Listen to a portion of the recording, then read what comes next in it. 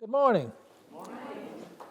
I want to thank ANPP for inviting me, and I want to thank my wife for bringing me. She's my chauffeur now and general overall assistant. And I want to thank Bruno Bassari for helping me get the slideshow together. This is a modified slideshow of something we did a couple of years back in Wisconsin. Anyway, I'm asked to speak about the history, right? So how old is the prairie? We think it began with the Younger Dryas period, about 12,000 years ago, right? When we had a mini ice age, if I can call it that, for 1,000 years. And then when it started to melt, the prairie moved in. Anyway, so the Cajun Prairie. We want to talk generally about the prairie itself. I generally read off the thing because I can't remember what I put up there. So we used to call this the Great Southwestern Prairie, but Charles Allain, my guide and mentor in this prairie adventure, coined the name Cajun Prairie, right? And so that name has caught on in the literature. Formerly 2.5 million acres. I think Larry talked a little bit about that, so I don't want to ride over his talk. You're standing in, I think, what was the Beaubasson Prairie, or sitting in the Beaubasson Prairie, which is one of the prairies. The prairie was dissected by bayous into separate meadows, you might call them, and that's intriguing about the history. It looked like the sea, so a lot of the names of the towns and prairies have to do with the fact of it looked like the ocean, right? Larry talked about how many species, 1,000 or so out there. When I talk about prairie, I talk about the bayous too. For me, it's an ecosystem, right? So I throw everything in. And the story that I want to tell is a little bit about, or relates to the discovery. So back in the early 80s, you weren't born, but there was an interest by the Natural Heritage Program to find any remaining pieces of prairie, southwestern Louisiana prairie.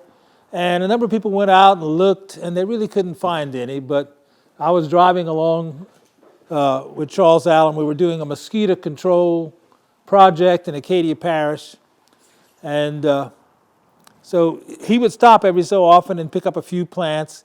He carried a plant press with him all the time. If you know Charles, you know what I'm talking about. And so we're driving along to one of the light traps to pick up mosquito samples. And we're driving next to a railroad track, and he says, "Stop, stop." And so I slammed the brakes on, thinking something was really important. And he jumped out of the truck, and he went out on this remnant prairie and started collecting plants. Well, usually he's out there for a couple of minutes, and then he's back in.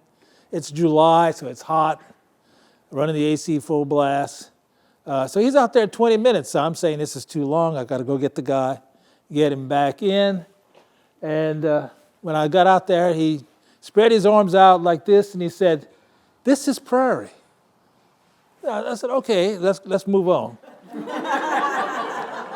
Because I was used to stepping on prairie on my way to the bayou because I was an aquatic ecologist. So I stepped on lots of plants before I knew the name of even one of them. So anyway, I said, yeah, my mom used to talk about prairies and how this was a prairie, but it was remote. Landscape amnesia, we call it. If you don't know it, you don't see it, and you forget it over time. And so I looked at it and I said, okay, I can see it's a little different. And he started telling me how this was rare and we were the first ones to find it. And I said, well, I see this stuff all the time when I'm working for mosquito control because I'm driving all the roads in Jeff Davis Parish and Acadia Parish. And he said, well, take me there. So for the next couple of weeks, I'm taking him to all these remnants, and that's the beginning of the story. So in the end, we find dozens of remnants, and 10 of them he selects to study in detail. And so for the next 2 years, every weekend, we are out looking at the prairie, right? So anyway, the prairie was there, and people knew about it. It was historically described. In Robin, 1807, his book, he came and he worked all the way up down this prairie, the Beaubassin Prairie, along the bayous where the Frenchmen lived, and he described the prairie. And when I read his book, I always think of what it looked like when I'm driving up I-49. I see the prairie escarpment, and I can see the animals out there he described. So, wonderful book. Get your hands on it if you can. C.C. Robin's book, excuse me. But he doesn't describe the interior prairie. Darby does that. Darby goes all through the prairie. He publishes this in like 1818 or something of that sort, 1816. And, but Darby's a board-foot man because he's looking for trees, and when he walks into a forest, the first thing he does is calculate board feet. He's an economist, in other words. He wants to know how much it's worth.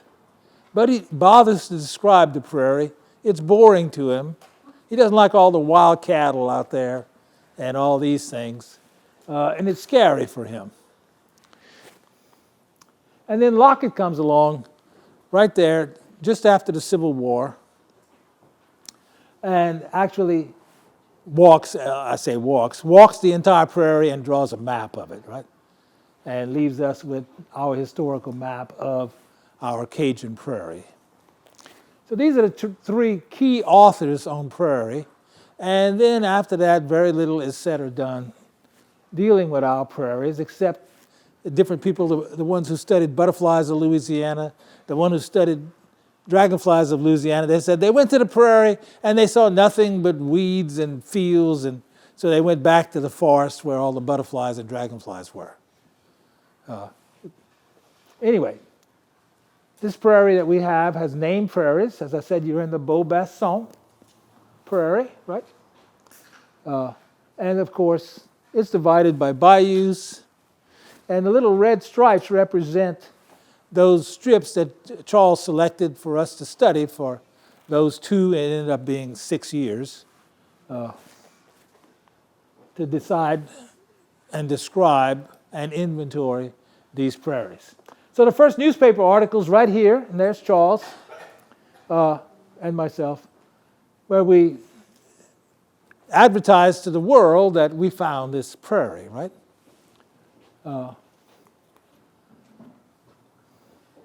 And then we proceeded, of course, to begin to restore the prairie. Charles had read stuff about Aldo Leopold's work and prairie restoration, and he got the idea, let's restore prairie. And so we started a prairie restoration in Eunice, which is, I say, 33 years old now, right? And here it's burning, but we'll talk more about that.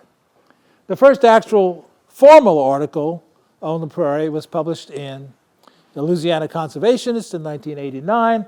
I brought a couple of copies. Charles convinced me many years ago to make copies of it, so I brought a couple. So you can see this article. And of course, Charles was doing what's called a phenology. Not only did he inventory the plants, but he recorded which were blooming at what time, right? So today we have a pretty good idea of what we call the phenology, the bloom times of the prairie. And so we constructed with my slides these visual images to show you what's blooming in the spring, early spring, including that beautiful pink orchid right on the bottom right. What's blooming in early summer, right? What's blooming in later summer, including that very interesting orchid in the bottom right. And of course, what's blooming in late summer, right? So it gave you a seasonal feel for the prairie in one article. The idea, of course, is to convey to people that prairie is a most excellent example of the space-time continuum. When you're in a prairie, you're constantly aware of what's around you and what time of the year it is, right? What season. But also you're aware of what's called succession. In other words, how old is this prairie? So when you're doing a restoration, you're going to find out the prairie looks very different in year 3 than it does in year 7, then year 10, etc. And being aware of that puts you in context.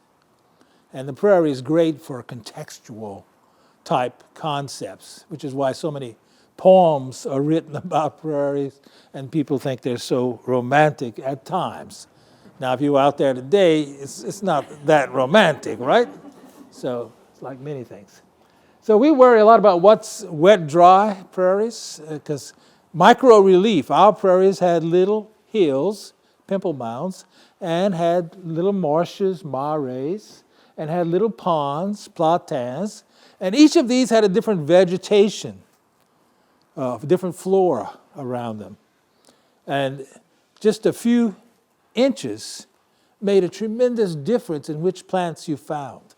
And whether it was on a little slope, Larry talked a little bit about that earlier this morning. So just a little bit of flow, small hills you might call them, made for very dramatic diversity, right?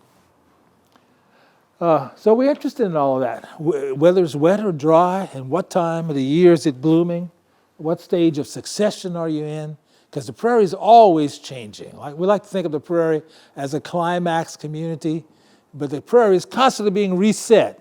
Fires reset it, all kinds of natural events reset the prairie, and then it goes through succession.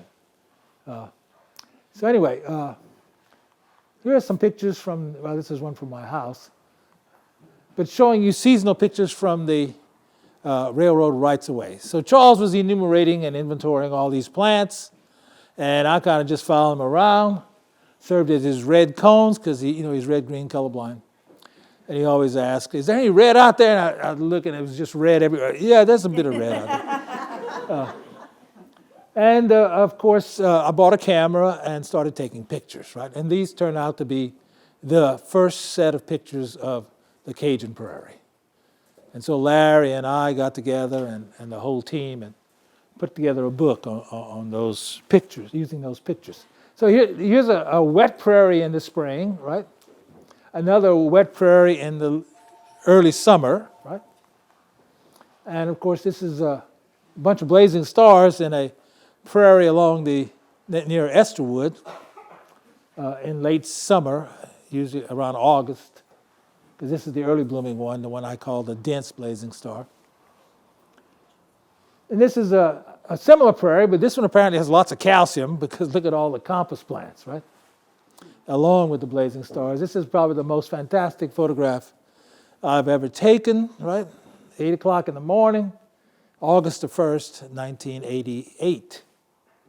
A lot of stuff going on. If you dropped a square meter in that prairie, you'd have had picked up at least 40 different species, right? It was so diverse. This is the famous Esterwood Prairie, which is now overgrown, by the way. If you saw it now, it looks nothing like that. This is the Mermentau Prairie. So you can see it's drier up front, wetter in the back, because that's Indian plantain in the back. And of course, the prairie in late summer, this is mid-September. You can see Charles Allen walking. This is into this big blue stem, right? Grove or grass circle. Right? The grasses are typically clump formers, but the clumps get bigger and bigger. This clump was 33 steps across, so it's probably several hundred years old. Anyway, you can see why they said the prairie was as tall as a Cajun on horseback. Of course, we had small ponies, but yeah, and shorter Cajuns. But so all you would see, if you were riding 10 feet away from somebody else, you'd see their hat on top of the grass, right? And the marais were quite large, so that actually between Eunice and Opelousas, you couldn't travel that in the wintertime, because you'd have bogged to the axle and never made it, right? When they built the railroads in the late 1890s, 1880s, 1890s, to Crawley and to Lafayette, from Crawley to Lafayette, and from Opelousas to Eunice, that's when they settled Crawley and Eunice, and actually Mamou too, if you add that up. And they're all laid out in nice squares if you've been there. So anyway, after we did the restoration in Eunice, Gail and I started the restoration at our home called the Cajun Prairie Gardens, and it too goes through a seasonal show. So this is pictures taken back in 2006 or so, when it's 10 years old. It changes. It doesn't look like this anymore, right? But this is what it looked like. We have a 1 to 1.5 acre front yard prairie. So this is it in springtime. This is it in early May, right? With the big orange milkweed, which still persists. And this is it in July with the ashy sunflower. This is it in June with the hibiscus blooming. This is the special one we found in Savoie in the Cajun Prairie, which has a rose-colored flower. And this is it in late summer, once you get to October. And if you saw it today, it's like 8 feet tall, looks kind of like this. This is a better view of it, what it looks like today. And the grasses have come. Larry talked a little bit about genetics. I taught genetics for 25 years at LSU Eunice.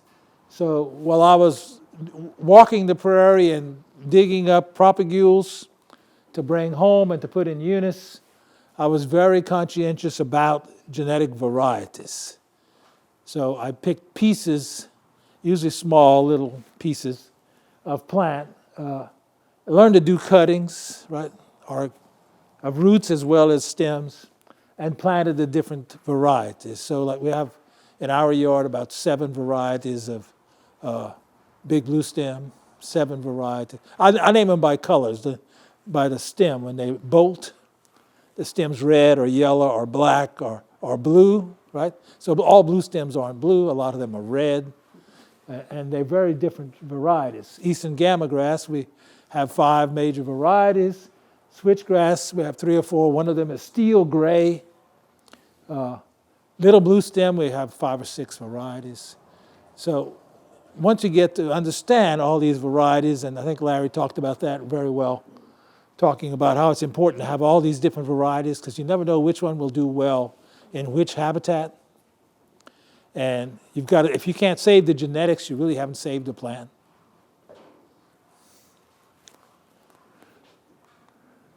Big blue stems, this is the red one because I know it because it gets so tall. But this is the Mother Project. This is the one that was done in Eunice. Wrote a separate book about that one too. Here it is. It burns in the wintertime. Well, we used to burn it every winter for the first 20 years. Since then, the burning has not been as consistent. It makes a very impressive fire. Lots of little blue stem in the Eunice Prairie. Once it's burned, you think it's dead, it's done, right? But the prairie is an underground system. It extends 6 to 8 feet. We did some work in my neighbor's yard, his prairie, and we dug 7 feet down, and they still had prairie roots from switchgrass. So we know that the root systems go down at least 7 or 8 feet in Louisiana. Anyway, it looks dead, but really, it's just wintertime, right? The plants have taken their photosynthate, all the sugars that they produced, and they've moved them down to the roots, right?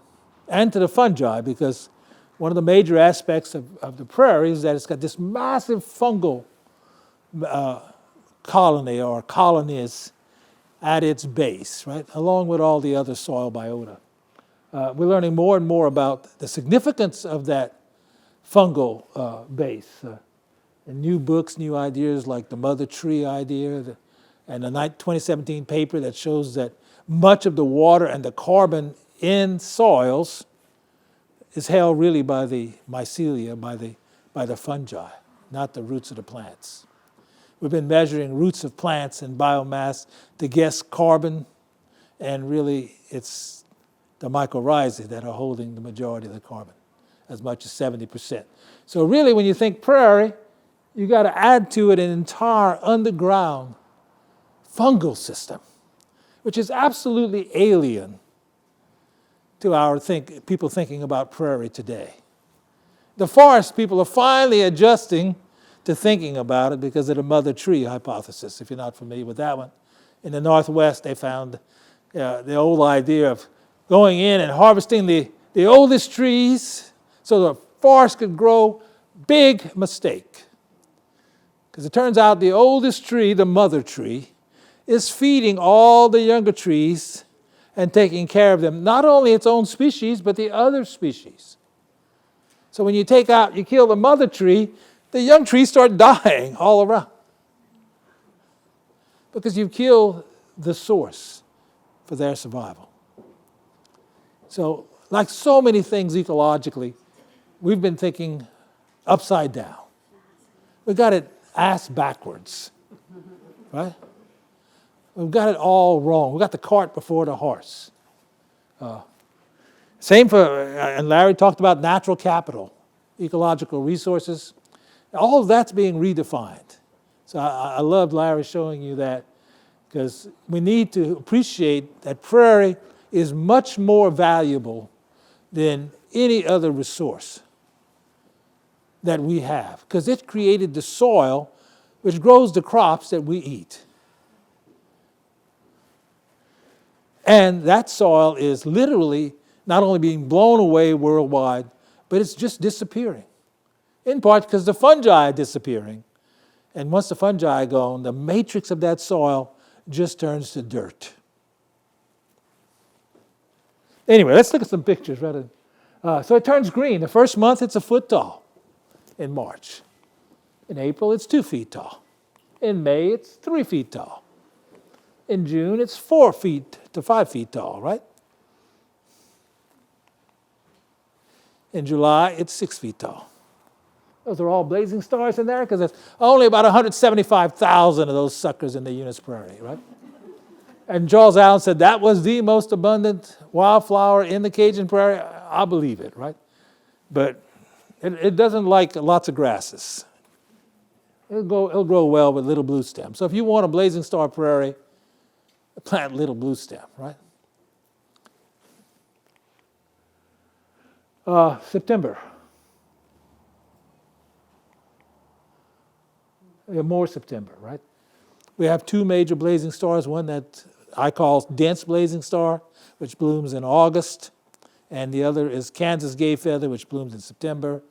Unfortunately, genetics-wise, we put both of them in Eunice, and there's some argument that now they are mixing their genes. So this is a problem with local plants. You bring in things from even 30 miles away or 2 distinct prairies, and next thing you know, they're mixing. There may be some benefit to that, right? But there's also a tremendous risk, which is why local is the basic thing that I preach, right? But if you don't have it local anymore, you got to reach out and get it somewhere else. But there's a lot of discussion about this.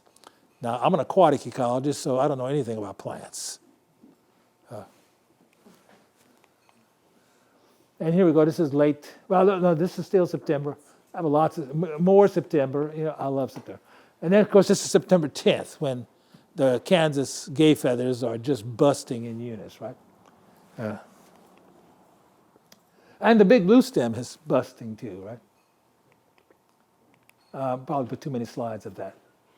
So anyway, this is October, when all the goldenrods start blooming. And now I think we're appreciating the goldenrods. I used to think the goldenrods, well, they were good, but the latest data on goldenrods is that they're like super pollinator plants. And we've misinterpreted, once again, maybe it's a little bit of leftover from thinking about them causing allergies when the ragweeds were doing that we didn't want to give goldenrods their full credit. Well, now I think we know they're like super pollinator plants. So if you have a goldenrod, you need to treasure that sucker, right? So change your way of thinking. So this is, again, October. And then by the time you get to November and December, it's pie rouge, or what we call pie jaune, yellow grass or yellow straw, or pie rouge is red straw, which is little blue stem. But big blue stem will do the same thing. It's just a lot taller. And big blue stem tends to fall over, especially if there's any kind of windy seasoning. So prairie reconstructions are what we're doing. I like to call them gardens because every reconstruction needs a gardener. Because actually what's going to happen is whatever the human intuition, the human concept is of the prairie is what's going to be. As best as it can be, because no two gardens ever turn out the same, right? I've restored 4 prairies, and they all look totally different. I can't figure out the key, how to get them to look alike. So when you're growing a prairie, you have no idea how it's going to come out. One of the most beautiful prairies we have is one that Vernon Fusilier, my neighbor's created, where he's doing the mob grazing. He brings them in to eat the cream, which is the top third of the plants, and then he moves them off. So he does that. It's like a full-time job for him. But he's got a beautiful 60-acre prairie. It's absolutely gorgeous. So my big thing these days is shifted from restoration and stuff to something called rewilding. Rewilding is to look at nature in layers. So you put the forest up at the top, and then the prairies, and then the soil, that whole community. And then you move down to the bayous, the marshes, to the bayous, and then all the way to the bottom of the bayous where I started. I started studying freshwater mussels, and now I'm back to pushing freshwater mussels because we need to redevelop the bottoms of our streams and get them going, because it turns out the mussels and the fish work together. They've got their own thing going, their community, which is related to what's going on land. And of course, to a large extent, insects tie it all together. And we're in the midst of an insect crisis as far as extirpation. They're literally becoming extinct. Large swaths, I think Larry pointed that out, large swaths of insects just disappearing. And insects are what move the entire system. If you would draw a circle around the entire Cajun Prairie ecosystem, what connects the tallest tree to the mussels? It's insects. They're driving at each component. Just think of them as little circles, driving a big circle. That big circle is all about the insect world. So when you're driving that mosquito control truck, I managed and ran a mosquito control district for 4 years, so I feel eternally guilty for that, spraying all those chemicals. But I didn't know what I was doing, right? I learned and got out of it, but that's probably one of the worst mistakes we've ever made. We need mosquito control, but only when there's a massive disease outbreak. Right. Other than that, it's a fallacy. We're killing off more of the pollinators. In my parish, in Acadia Parish, I'll be sitting outside at 5:30, and that's when they're spraying. Well, the pavement's hot. It has a thermal on it, so you can see the spray go straight up and then blow into my oak trees. So all they're doing is wiping out my pollinators. The mosquitoes, if there are any, are down near the ground. You have to spray 30 minutes after dark. And to some extent, if you got the right wind on a good day, it'll just roll on the ground and help you somewhat with mosquitoes. But it's a low efficiency technique. I know because I did a bunch of the research. I have a dozen papers on mosquitoes and how they're controlled. Anyway, so this prairie, we have to begin thinking of it now as not just a bunch of square, most of those I've made are square gardens, right? We've got to take it all the way down to the bayou. In other words, we've got to start, I always think of a French long lot. So when you got your 2 hectares or whatever, 2.5 or whatever, 25 acres, maybe it's 20 hectares. It was from the bottom of the bayou, the middle of the bottom of the bayou, all the way up onto the prairie. Now, when the Cajuns moved in, they moved along the bayous, and they built their house right on the top, and they would do farming, gardening mostly, right there on the prairie, and they would fish and harvest the animals in the gallery forest. So that long lot concept. Of course, when the Germans arrived and started planting rice, they cut everything into square lots, right? So we've got to go back to the French concept, the long lot, and take a slice from the bottom of the bayou all the way up into the prairie. We've got a good idea how to do this, and they've got a good idea how to do the forest. We don't have a good idea how to do the bayous. Although C.C. Lockwood and the brothers up there worked on restoring a bayou near Monroe. Anyway, so rewilding is where I'm pushing really hard, right? So our Cajun Prairie ecosystems look like they're about 10,000 years old. And you can go all the way back if you want and look at the megafauna before the Younger Dryas and humans arrived, per se, and supposedly did all their damage. Or you can begin thinking after Younger Dryas when most of the megafauna had disappeared and take it to the present. We have to decide what we want to do with our land. Now, of course, I did that yellow book as a scribe. Yes, I did that. Thank you. I did this in 2010. I had sent it to LSU, and LSU said, no, it's too Cajun-y, we don't want it. Send it to UL. So I sent it to UL, and UL said, we want it, and we're going to do it. And then Bobby Jindal was elected, and Bobby Jindal cut the funds. So UL said, we can't do it for you. But if you give us $5,000, we'll publish it for you under your own moniker. So that's what we did. Anyway. So people keep asking, redo the book because it's out of print. And I keep saying, that's a lot of money.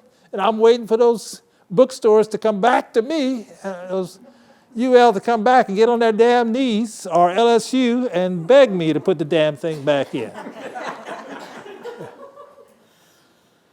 So what I started doing, publishing things at Blurb, and then just putting the PDFs on my web pages. So you can go get all these things on my web pages. But they're pieces of the yellow book expanded with photographs, right? Like this one. The first one is pictures from those first 4, 5, 6 years of those remnants, right? So you can see what it looks like month by month. And then the one here, that's the one I brought, is the one Gail and I did. It's the story of our yard, right? Because you're going to find that prairie you create is very, very personal, right? And so you can write your own book. I mean, publish it for $200. That's nothing. Or less. Make a shorter book, right? And of course, this is a book I did to recount the adventures of developing the prairie in Eunice. Yes, I'm there. Rewilding Louisiana. This is the book I'm working on now, right? How to get people to think about taking that long lot idea, right, and restoring from the bottom of the bayou all the way up. Anyway, this is thank you for questions, but here, like Larry showed you, the prairie roots on the ground versus the lawn. I'll be glad to accept any questions.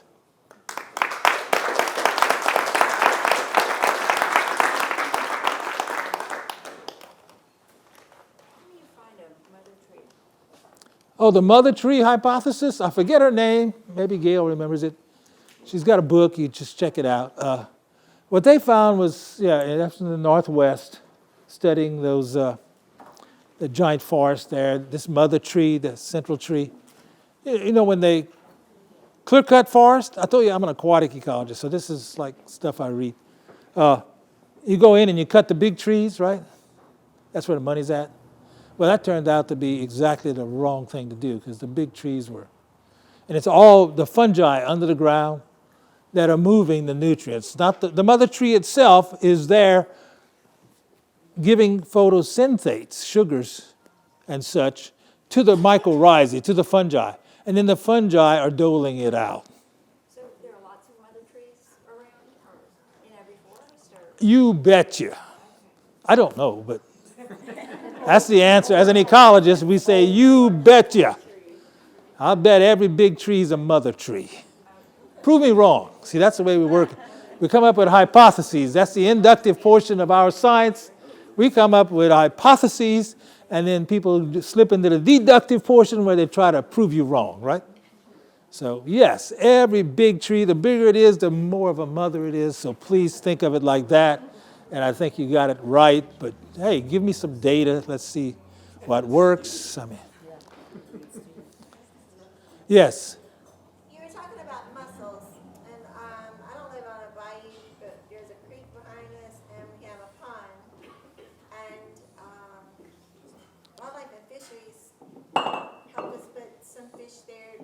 some of them eat snails and mussels and things like that. I don't think we have snails and mussels in our pond. And how does that impact is there a way I can help with that?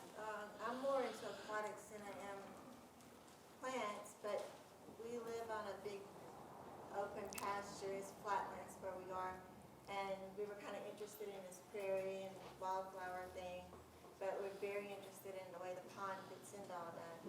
Yeah, our rivers, next to our prairies, our rivers in Louisiana are the most insulted of all the habitats.